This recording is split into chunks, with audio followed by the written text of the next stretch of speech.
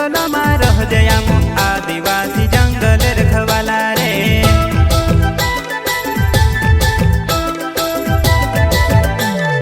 चल जंगल जमीन काजे पूजे रे आदिवासी दुनिया ने रखवाला रे। बाप देव खतरी काज पूजे रे आदिवासी सबसे निराला रे।